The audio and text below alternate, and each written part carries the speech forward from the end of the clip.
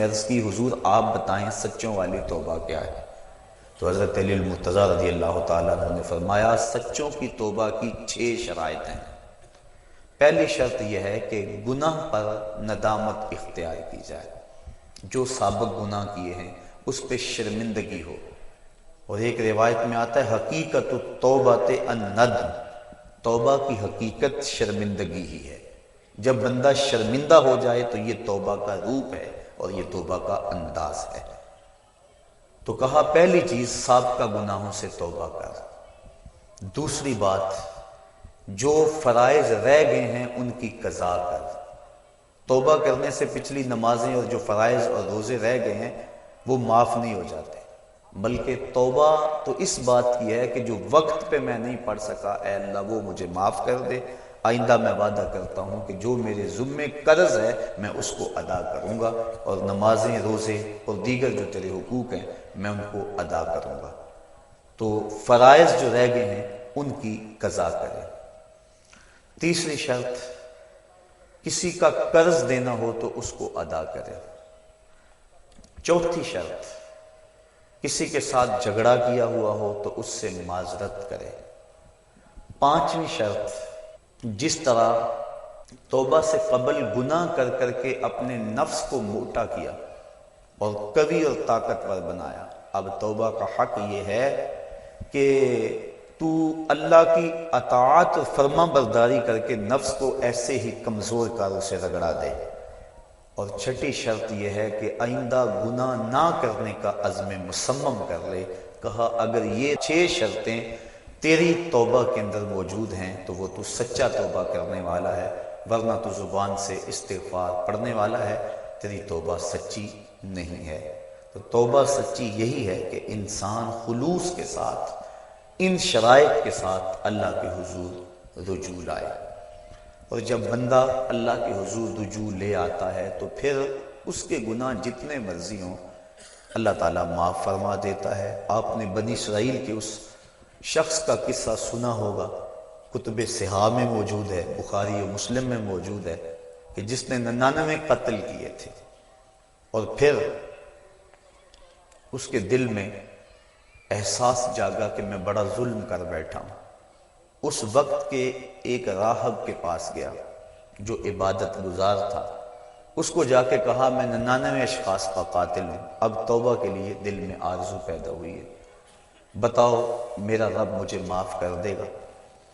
تو اس نے کہا نہیں، اتنے قتل اور معافی یہ کیسے ہو سکتا ہے، چونکہ وہ خشک زاہد تھا، علم کے نور سے مالا مال نہیں تھا۔ اس نے کہا نہ معافی نہیں ہے۔ اس نے کہا جب معافی نہیں ہے تو پھر 99 کیا اور 100 کیا؟ اس نے اس کو بھی قتل کر دیا، اور حدیث میں آتا ہے 100 کی تعداد پوری ہو گئی، لیکن دل میں جو امنگ پیدا ہوئی تھی، تڑپ تھی، وہ بدستور موجود تھی، وہ اس کو چین سے نہیں بیٹھنے دے رہی تھی۔ پھر کسی کے پاس گیا، مجھے بتاؤ میں توبہ کرنا چاہتا ہوں، کوئی راستہ بتاؤ۔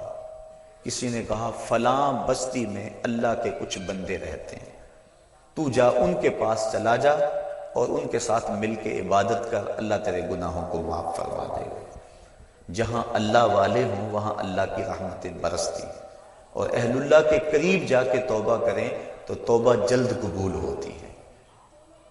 ایک بزرگ فرماتے ہیں کہ میں جا رہا تھا بازار میں تو ایک شرابی نالی میں گرا ہوا تھا، مجھے ترس آیا، میں نے شفاف پانی منگوایا اور اس کو نالی سے اٹھوا کر اس کا منہ دھویا۔ انسان ہے اور یہ گندی نالی کے اندر گرا ہوا ہے اور گندا پانی اس کے منہ سے لگ لگ کے گزر رہا ہے، مجھے ترس آیا اس پر، میں نے اس کا منہ دھو دیا۔ پھر میں چلا گیا، تہجد کے وقت جب میں مسجد میں گیا تو کیا دیکھتا ہوں کہ وہ شرابی مصلی پہ کھڑا ہے۔ میں نے کہا مالک یہ شرابی اور میں اس کو مصلی پہ دیکھ رہا ہوں؟ کہا میرے بندے تو نے اس کا منہ دھو دیا تھا، میں نے اس کا دل دھو دیا۔ تو اللہ کے حضور جب بندے اس کے بندوں کی وساطت سے آتے ہیں تو پھر کرم اور دوبالا ہو جاتا ہے۔ تو توبہ میں اہل اللہ کی صحبت کی بڑی اہمیت ہے۔ تو وہ بندہ جس نے 99 اشخاص کا قتل کیا تھا وہ اللہ والوں کی بستی کی سمت چل پڑا، ابھی کچھ فاصلہ طے ہوا تھا کہ موت کا وقت مقرر ہے، موت آ گئی۔ جنت کے فرشتے بھی آ گئے، جہنم والے فرشتے بھی آ گئے، دونوں کا تقاضا تھا کہ یہ ہمارا ہے۔ جنتیوں کی دلیل یہ تھی کہ توبہ کرنے جا رہا ہے، جہنمی کہتے تھے کہ ابھی پہنچا نہیں ہے، ابھی اس نے توبہ کی نہیں ہے، ابھی تو محض ارادہ اور عزم ہے، 100 اشخاص کا قاتل ہے، ہم ان بدبودار ٹاٹوں میں لپیٹ کر اس کی روح کو سجین میں لے جائیں گے۔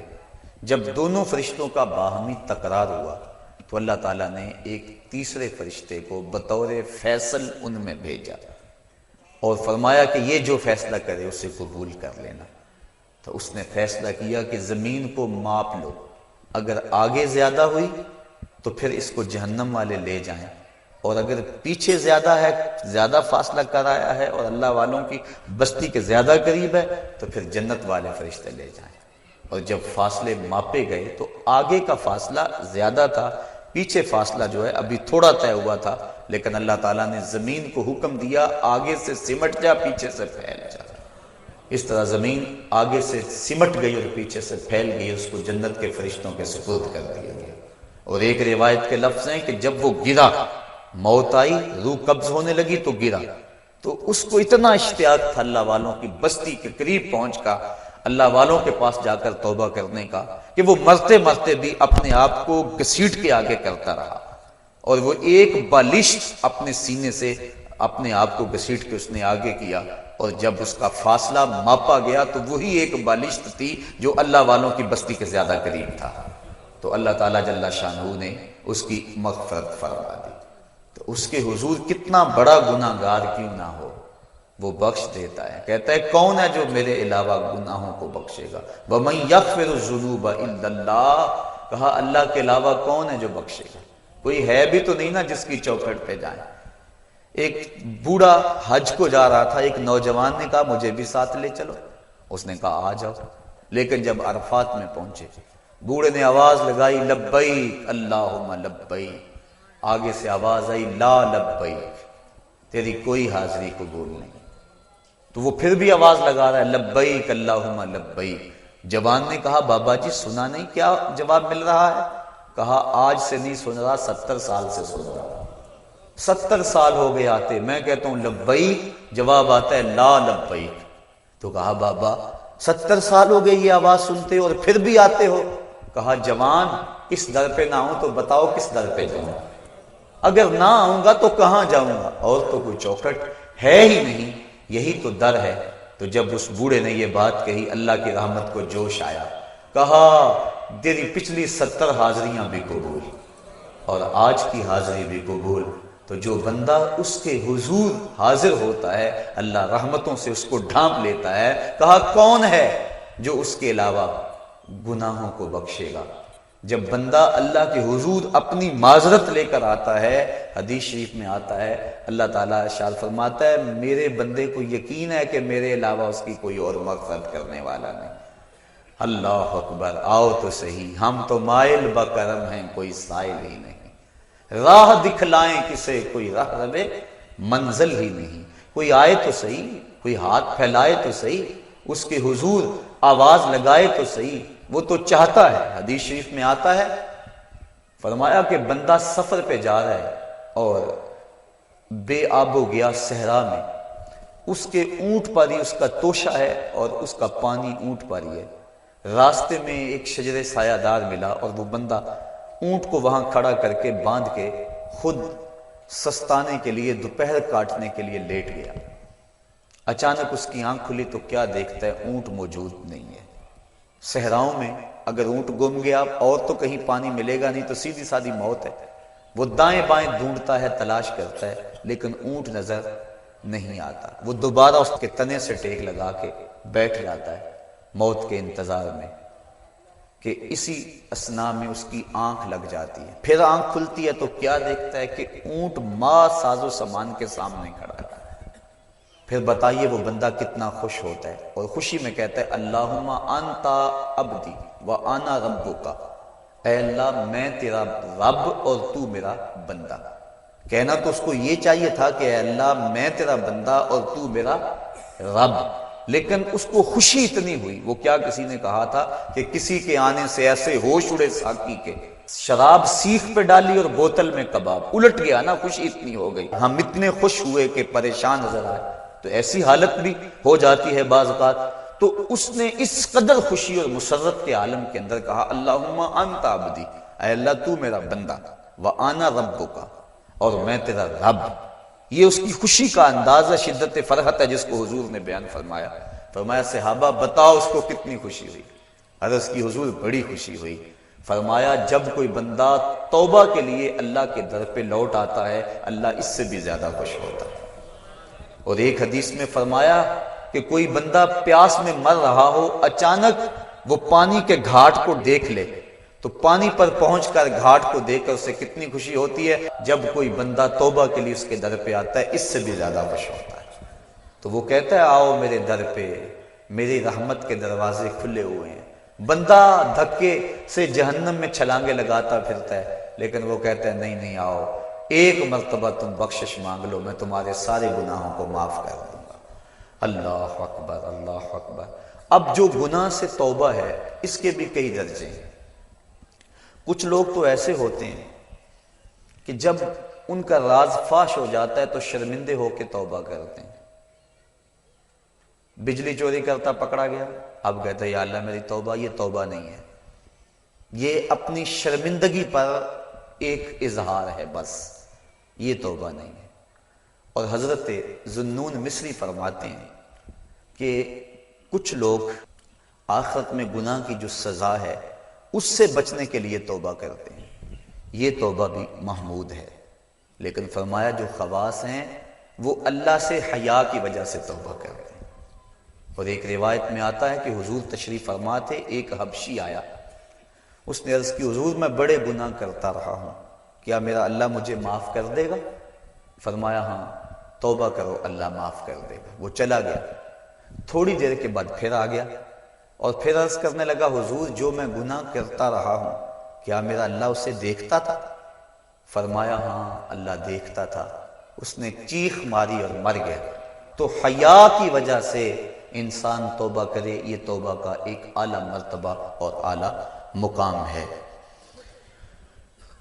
جب انسان گناہ کرتا ہے تو حدیث شریف میں آتا ہے کہ 4 گواہیاں پیدا ہو جاتی ہیں. جب کوئی بھی گناہ کرتا ہے تو 4 اس کے گواہ بن جاتے ہیں.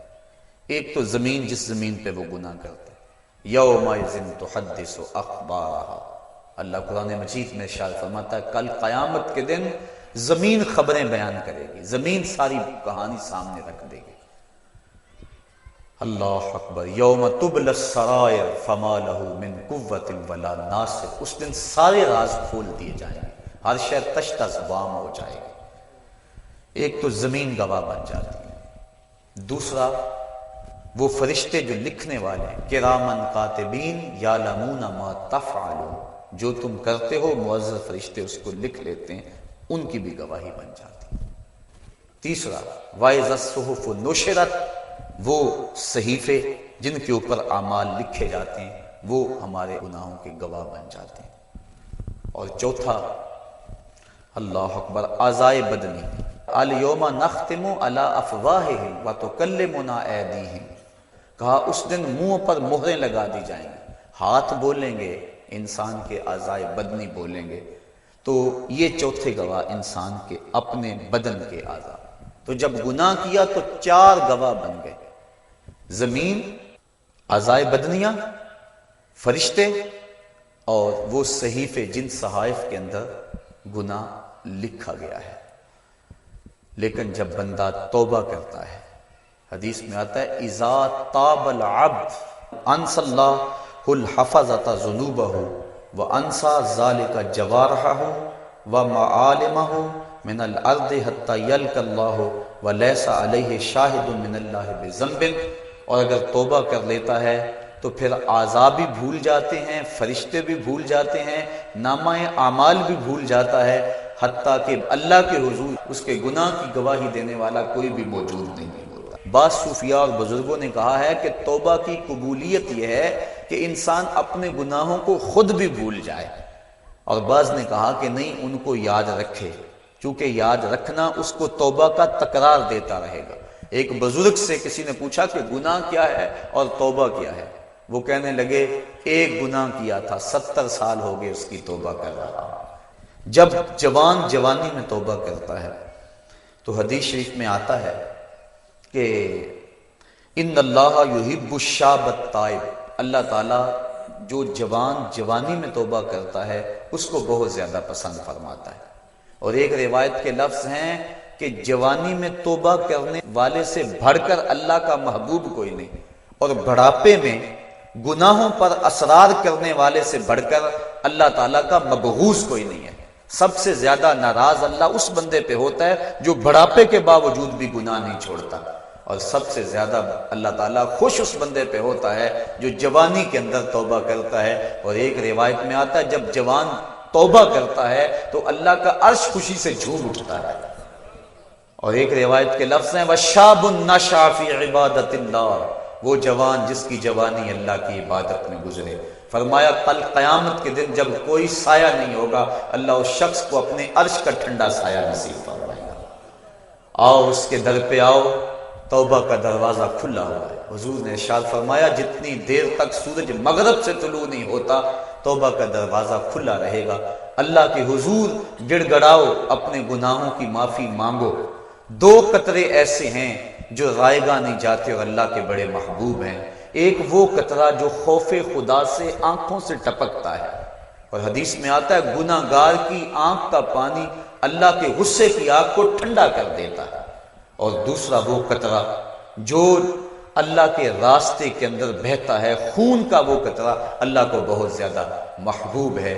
تو وہ آنکھ جو اللہ کے خوف میں روتی ہے، جس کو اللہ کے خوف نے رلا دیا، لا خیر فی عین لا تبکی من خشیت اللہ، اس آنکھ میں کوئی بھلائی نہیں ہے جو اللہ کے خوف میں روتی نہیں۔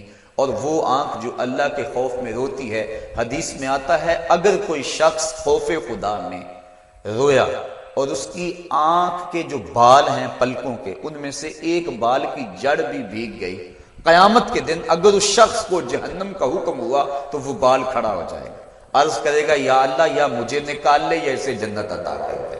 اور اللہ اس بال کو تو نہیں نکالے گا، لیکن جس کا بال ہوا اس کو اللہ جنت کا مسافر بنا دے گا۔ اور ایک حدیث میں آتا ہے جس شخص کی آنکھوں سے خوف خدا کی وجہ سے مکھی کے سر کے برابر پانی نکل آیا، اللہ اس کو قیامت کے دن بخش دے گا، اس کی مغفرت فرما دے گا۔ تو اس کی یاد میں رو کر توبہ کرنا، اپنے گناہوں پر ندامت ہو اور پھر آنکھوں سے آنسو چھلک پڑے تو اللہ کو وہ بندہ بڑا ہی پسند آتا ہے۔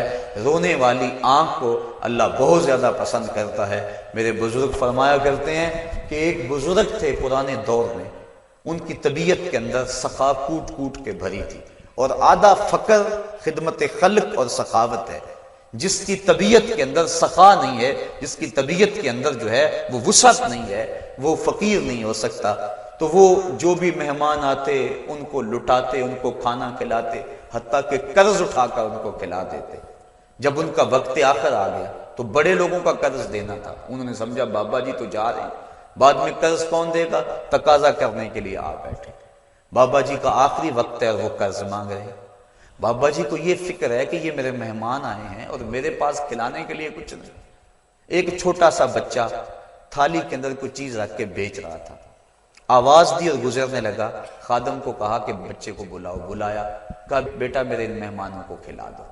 بچے نے تو شکریہ ادا کیا کہ میں سارے دن میں یہ سامان بیچنا تھا، میرا فوراً بک گیا۔ اس نے سارا سامان کھلا دیا اور بابا جی سے کہا کہ پیسے، انہوں نے کہا بیٹھ جاؤ۔ بیٹا بیٹھ گیا۔ 2 4 5 منٹ گزرے تو اس نے پھر اٹھ کے کہا بابا جی پیسے، کہا بیٹھ جاؤ، جب ان کو ملیں گے تو تجھے بھی ملیں گے، یہ بھی سارے قرض خواہ ہیں۔ بچے نے رونا شروع کر دیا۔ بچہ رویا، رحمت عزدی کو جوش آ گیا۔ کوئی بندہ تھیلی لے کر اشرفیوں کی بزرگوں کے پاس نذرانہ لیے حاضر ہوا، انہوں نے سب کا قرض ادا کر دیا، بچے کو بھی دے دیا۔ تو وہ جو لوگ تقاضا کرنے آئے تھے انہوں نے کہا ہم اتنی دیر سے بیٹھے تھے اور یہ بچہ فوراً آیا اور لے کے چلا گیا۔ تو وہ بزرگ فرمانے لگے تم میں سے پہلے کوئی رونے والا نہیں، یہ رونے والا آیا، اس کے صدقے سے باقیوں کا بھی کام بن گیا۔ تو جب بندہ اس کے حضور اپنے گناہوں کی معافی مانگتا ہے، اللہ تعالیٰ جل شانہ اس کی آنکھ سے ٹپکتے ہوئے آنسو کا صدقہ، آنسو کا قطرہ زمین پر بعد میں گرتا ہے، اللہ بندے کے گناہوں کو پہلے بخش دیتا ہے۔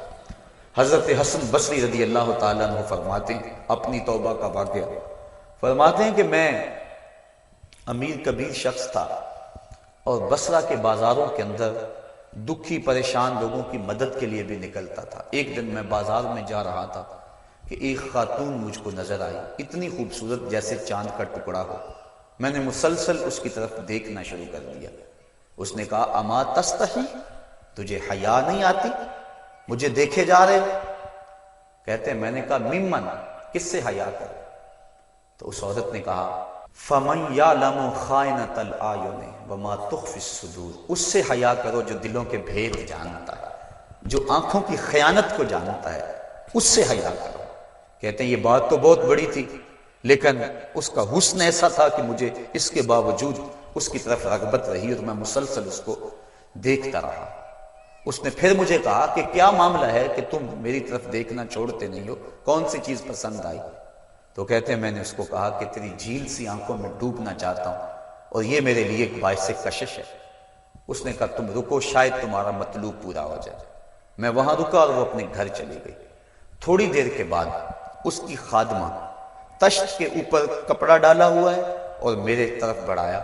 کہتے ہیں میں نے جب کپڑا اٹھایا تو اس کے اندر اس کی دو آنکھیں تھیں اور اس کے اوپر لکھا ہوا تھا کاغذ کے ٹکڑے پہ لا اریدو عینن یفتتن بسببھا احد، میں ان آنکھوں کو رکھنا ہی نہیں چاہتی جس کی سبب سے ایک مومن فتنے میں پڑ جائے۔ کہتے ہیں کہ میں نے اپنی داڑھی کو پکڑا اور زاروں کے تار رونے لگا۔ میں نے کہا اے حسن بصری تو اس عورت سے بھی گیا گزرا ہے، اتنا خوف اس کے سینے کے اندر؟ کہتے ہیں میں داڑھی کو پکڑ کے زاروں کے تار رویا اور گھر چلا گیا۔ ساری رات میں نے توبہ میں گزاری۔ جب صبح کا سپیدہ طلوع ہوا میرے دل میں خیال آیا جس نے اپنی آنکھیں وار دی اس سے بھی تو معذرت کر رہا ہوں، اللہ سے تو معافی مانگی۔ کہتے ہیں کہ میں صبح اٹھا اور جب اس عورت کے گھر کے دروازے کے قریب پہنچا تو اس کا جنازہ نکل رہا تھا۔ میں پھر بڑا پریشان ہوا، واپس آیا، سارا دن مشکل میں گزارا۔ رات جب میں سویا تو وہ عورت مجھے خواب میں ملی۔ میں نے کہا کہ مجھے کوئی وصیت کرو، تو اس نے کہا اذا خلوتا فاذکر اللہ، میں تجھے وصیت یہ کرتی ہوں جب تم تنہائی میں ہوا کرو تو اللہ کو یاد کیا کرو۔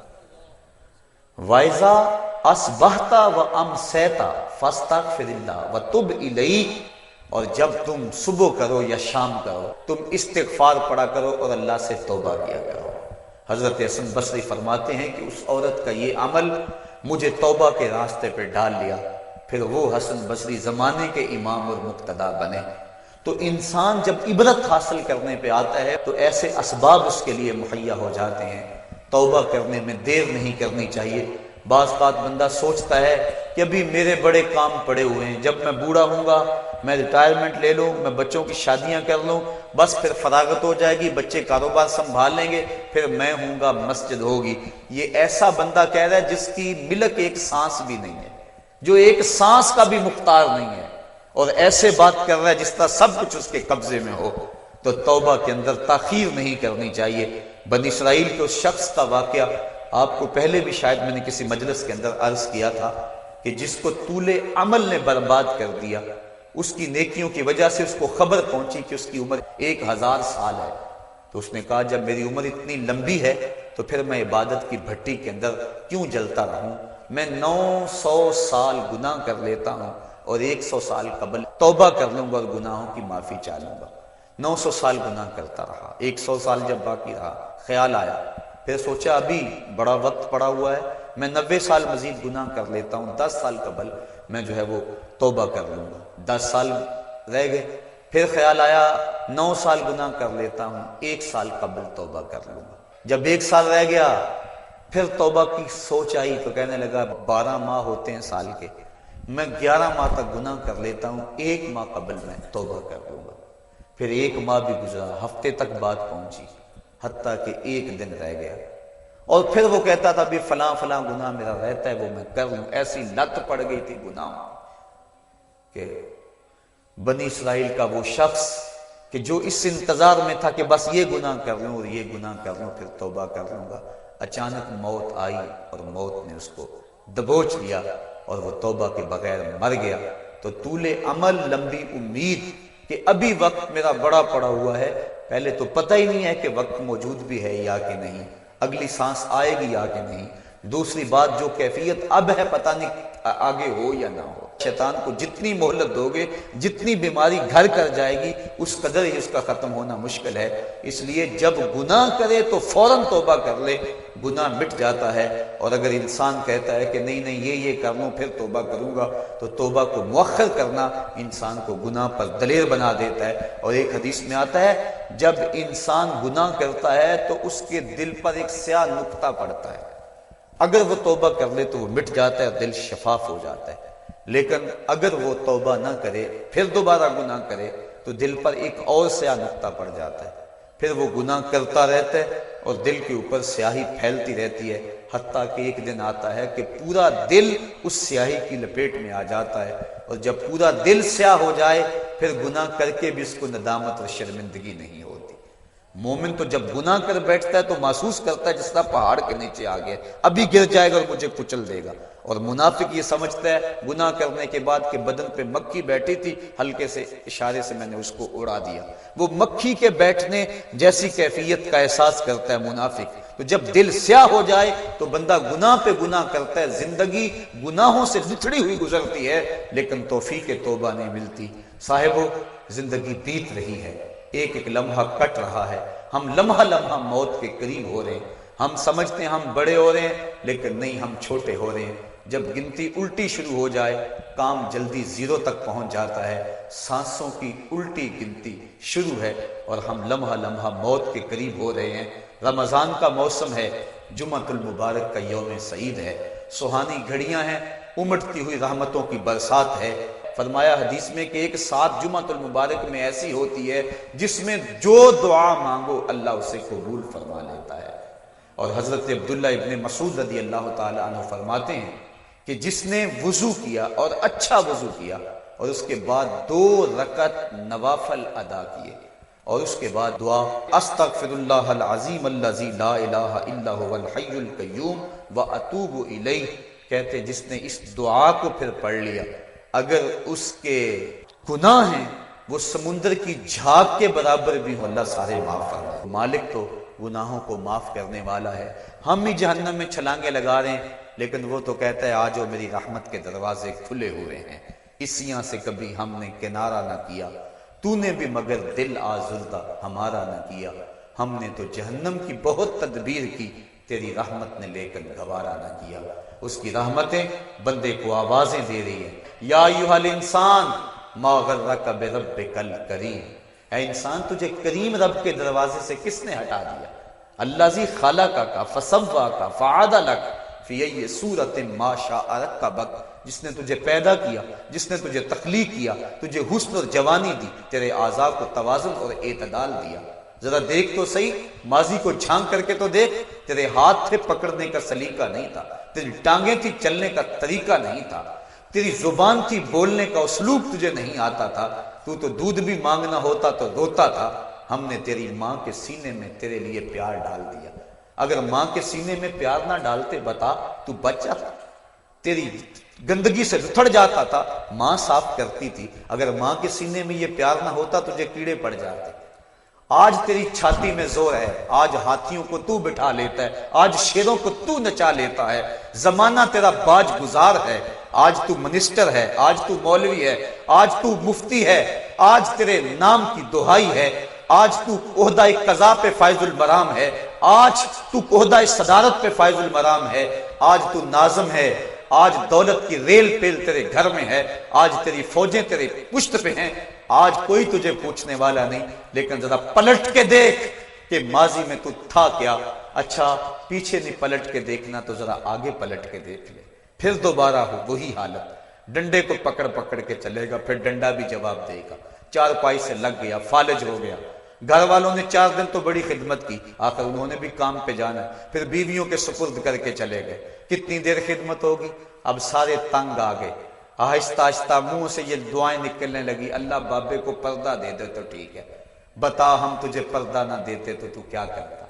ہم نے زندگی دی، یہ بھی ہمارا احسان، اب تو اس حالت میں ہے کہ تیرا دھڑ مارا گیا، چارپائی پہ لگ گیا، بولو براز اوپر، مصیبت بن گئی، گھر والے بھی تنگ، تجھے اندر سے نکال کر برآمدے میں رکھ دیا کہ بابا کھانستا ہے، بچے ڈسٹرب ہوتے ہیں، جراثیم پھیلتے ہیں، اب تجھے باہر رکھ دیا گیا، تو اپنے آپ سے تنگ آ گیا، ڈاکٹر کو کہتا ہے لگا زہر کا ٹیکہ، ڈاکٹر زہر کا ٹیکہ بھی لگائے، بتا تجھے موت نہ آئے تو کیا کرے؟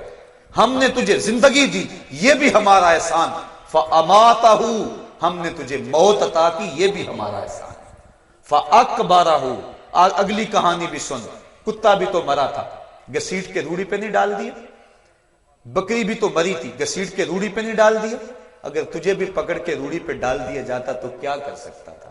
لیکن ہم نے کہا نہیں نہیں، یہ میرا شاہکار ہے، اس کو غسل دو، بیری کے پتے بھی ڈال لو، صفائی ستھرائی خوب ہو جائے، چٹے لباس کا کفن دو، سند سند پہ خوشبو ملو، اب سارے تجھے دیکھنے آ رہے ہیں، تو دولہا بنا، تیرا منہ دیکھنے سارے آ رہے ہیں، ساری بستی امڈی آ رہی ہے تجھے دیکھنے کے لیے، پھر تیری چار پائی اٹھی، چار بندوں نے اٹھایا، کندھا بدل بدل کے چلتے ہیں، ہر ایک کی خواہش ہے کہ میں کندھا دے لوں، پھر میں نے کہا تیز نہ چلنا، میرے شاہکار کو کہیں جھٹکا نہ لگے، پھر تیرا اعزاز اور تیرا پروٹوکول کہ امام کعبہ بھی ہو تو وہ پیچھے اور تجھے آگے رکھا گیا۔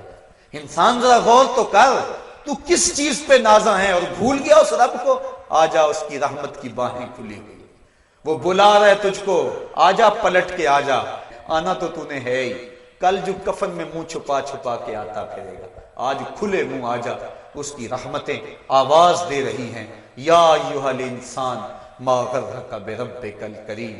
صاحبو، جوانی کی توبہ بہت بڑی دولت ہے، جو جوان ہیں وہ جوانی کے ایک ایک لمحے کو غنیمت سمجھیں، وہ جوان جس کی جوانی اللہ کی عبادت میں گزری، حضور فرماتے ہیں کل قیامت میں جب کوئی سایہ نہیں ہوگا، اللہ اسے اپنے عرش کا ٹھنڈا سایہ نصیب فرمائے گا۔